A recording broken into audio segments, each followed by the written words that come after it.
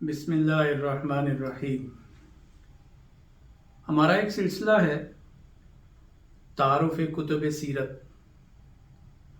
اس سلسلہ میں ہم گاہے بگاہے آپ کی خدمت میں مختلف کتب سیرت کا تعارف پیش کرتے رہتے ہیں۔ ذی وقار ناظرین،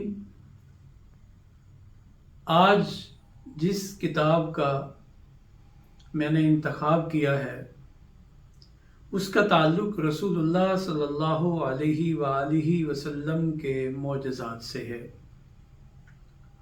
سیرت کی کوئی کتاب ایسی نہیں ہے جس میں رسول اللہ صلی اللہ علیہ وآلہ وسلم کے معجزات کو بیان نہ کیا گیا ہو۔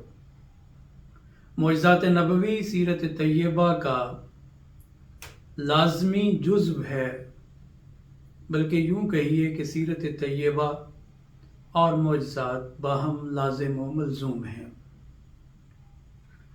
معجزہ کسے کہتے ہیں یہ ایک الگ بحث ہے۔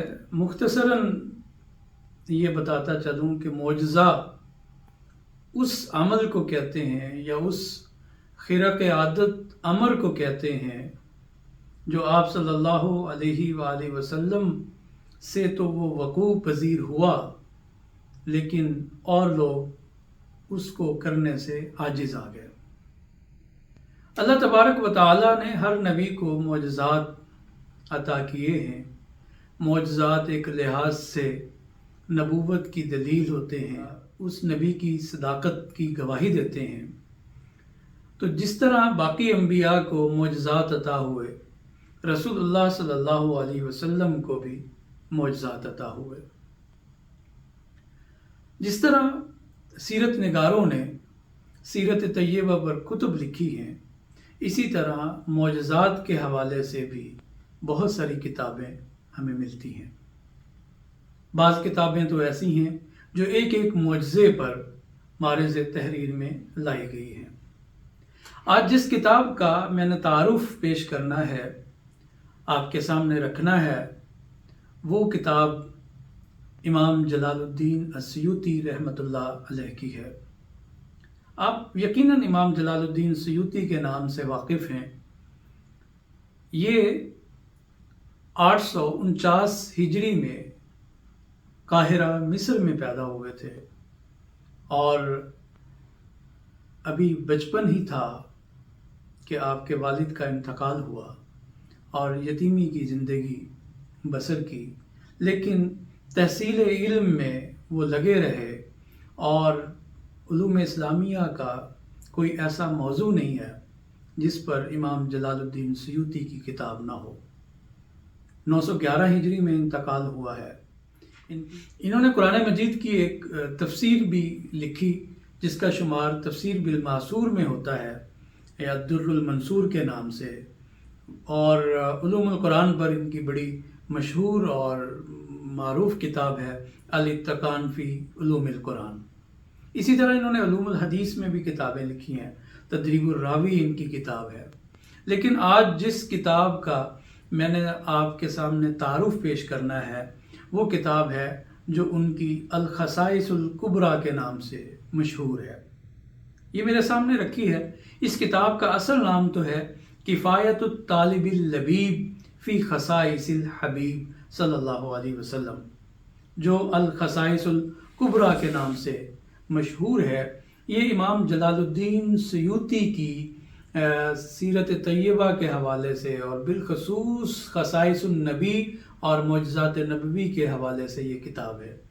یہ کتاب 2 جلد میں ہے اور دارالکتب العلمیہ بیروت لبنان سے اشاعت سے مرصع ہوئی ہے۔ اس کے علاوہ بھی کئی اور مکتبوں نے بھی اسے شائع کیا ہے۔ یہ ایک معروف اور مشہور کتاب ہے خصائص نبوی کے حوالے سے۔ خصائص نبوی جب ہم کہتے ہیں تو اس سے مراد یہ ہوتا ہے کہ فضیلت کے وہ امور جو رسول اللہ صلی اللہ علیہ وسلم کو دیگر انبیاء کی نسبت خاص آپ کو عطا ہوئے، دوسرے انبیاء کو عطا نہیں ہوئے، ایسے فضیلت کے امور کو خصائص کہا جاتا ہے۔ اس کتاب میں جہاں خصائص کا ذکر ہے وہاں معجزات کا بھی ذکر ہے۔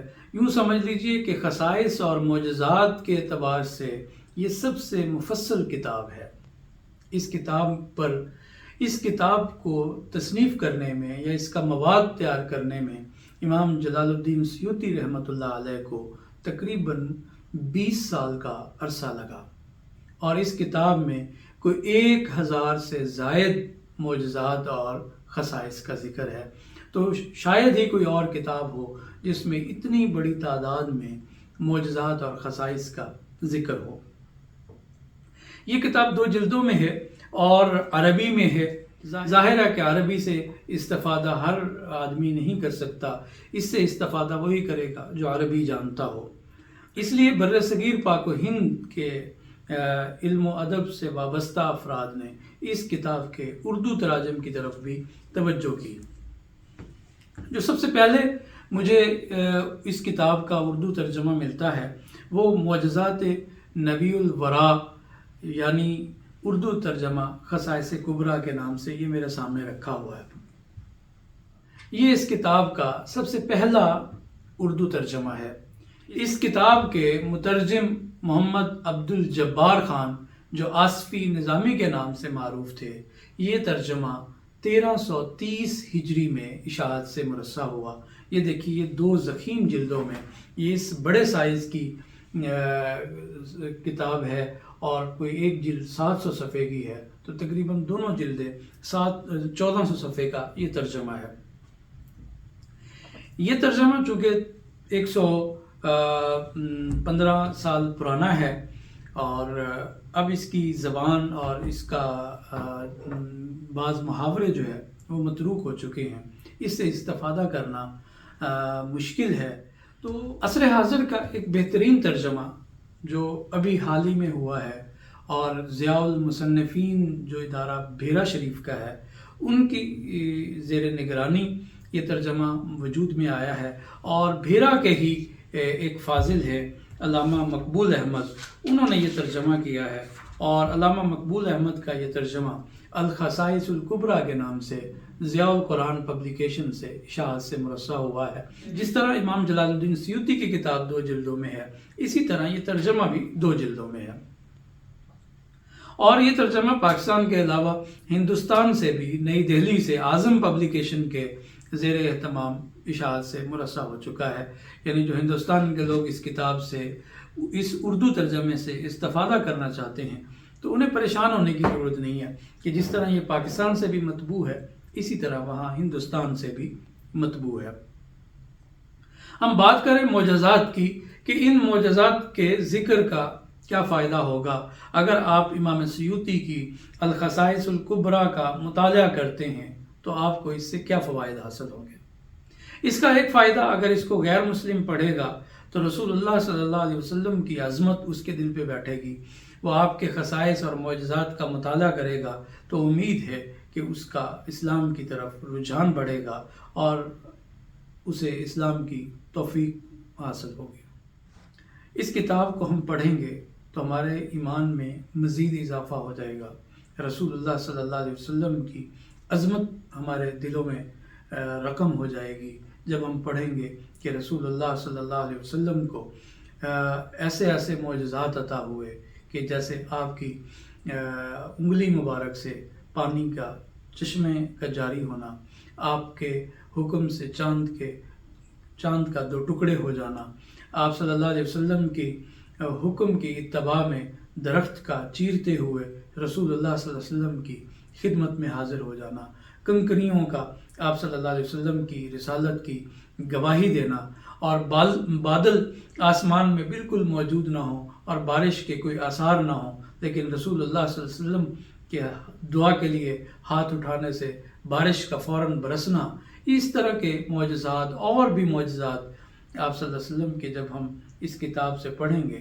تو انشاءاللہ رسول اللہ صلی اللہ علیہ وسلم کی عظمت ہمارے دل میں مزید بڑھ جائے گی، اور ہمارا ایمان مزید پختہ ہو جائے گا، اور اس سے ہمیں عمل کی مزید توفیق ملے گی۔ یہ عمل کے لیے ایک مہمیز کا کام کرے گی۔ سبحانک اللہم و بحمدک، اشہد ان لا الہ الا انت، استغفرک و اتوب الیک۔ یاد کرتے